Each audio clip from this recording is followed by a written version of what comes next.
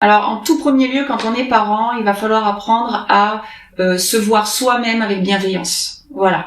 Alors, éliminer un petit peu le jugement, la comparaison avec les autres parents, se critiquer soi-même, avoir une mauvaise estime de soi. C'est assez compliqué d'être parent, c'est quand même protéiforme.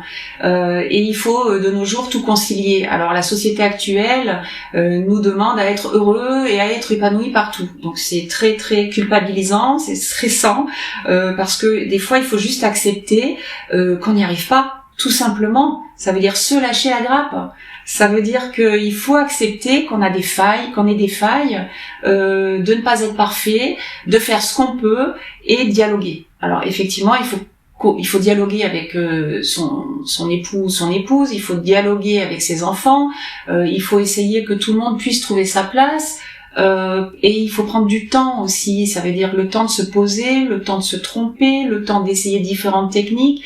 Mais ce qui compte avant tout, c'est prendre conscience que on a besoin peut-être de changer quelque chose dans notre famille, dans notre façon de gérer nos enfants, parce que ce n'est pas une entreprise, la famille.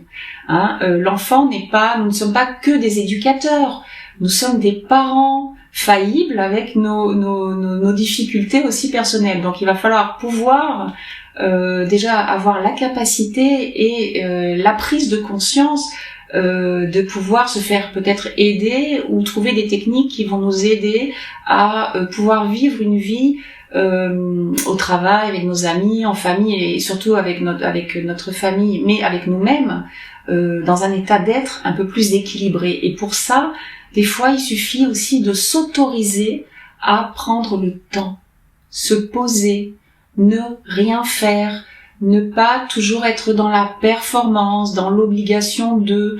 Il y a des fois, on a besoin de se reposer, d'aller dormir. C'est pas le moment peut-être de se mettre en action.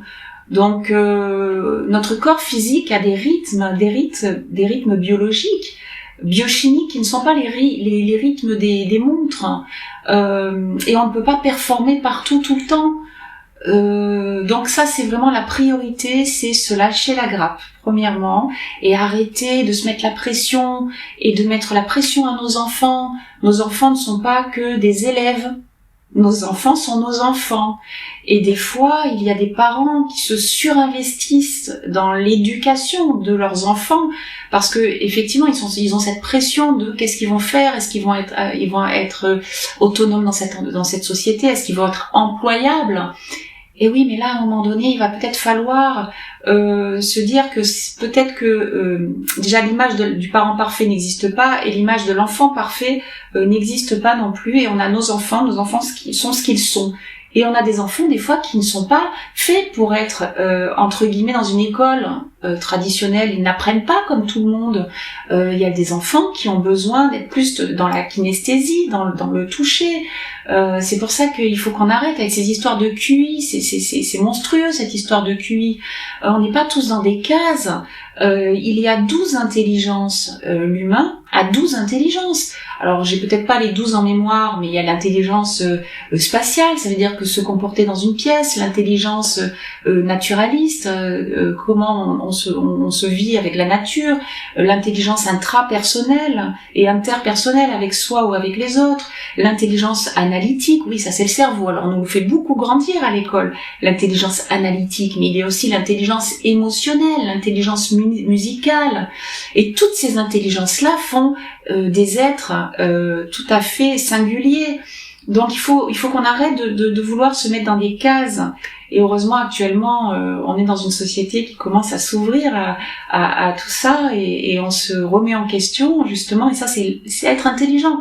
Être intelligent, c'est avoir la capacité de se poser des questions. Et c'est ce que je disais tout à l'heure, se remettre en question, se poser des questions et aller chercher de l'information.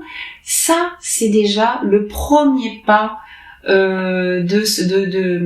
C'est le premier pas de s'aider soi-même, être autonome dans notre propre aide et ensuite aller piocher dans des techniques, dans des outils alors de développement personnel alors ça peut être le yoga. Alors il y a plein de yoga pour les enfants, des yoga maman enfant, enfin parents enfants.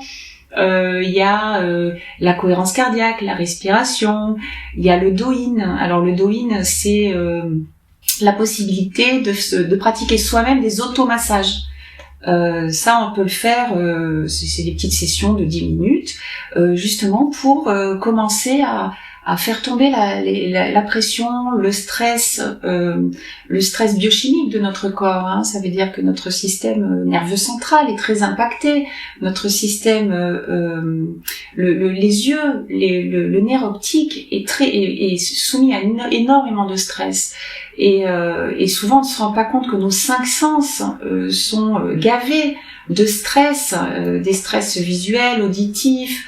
Et c'est pour ça que je disais tout à l'heure la possibilité de se donner des fois du rien, du silence, de la non-action, du non-faire. Ça nous permet un peu de calmer le système nerveux central, parce que nous ne sommes pas que des pensées, nous ne sommes pas que des êtres qui pensons, nous sommes aussi ce corps physique, et ce corps physique, on a besoin de ressentir avec nos 5 sens, voilà. Donc c'est très important d'utiliser effectivement des petites techniques au quotidien, parce que si on ne fait pas au quotidien des petites techniques qui peuvent durer peut-être 2 minutes, 3 minutes, on va pas avoir cette habitude, ce rythme de prendre conscience qu'on a besoin de temps dans la journée pour se recentrer. D'ailleurs, on le dit souvent, hein, il faut se recentrer. Mais qu'est-ce que ça veut dire, se recentrer? Se recentrer, ça veut dire comme rentrer d'un coup, couper le son, l'image de l'extérieur, ne plus être à l'extérieur de soi et s'intérioriser et pouvoir avoir la possibilité d'être dans le corps et de ressentir le corps physique, le poids des pieds sur le sol, la respiration. Parce que effectivement, la plupart du temps, on a le diaphragme bloqué, on a la cage thoracique, le plexus bloqué, et on n'arrive pas à oxygéner le cerveau. Donc on peut pas non plus pouvoir avoir accès à différentes intelligences si on est dans du stress chronique, dans du stress à la respiration.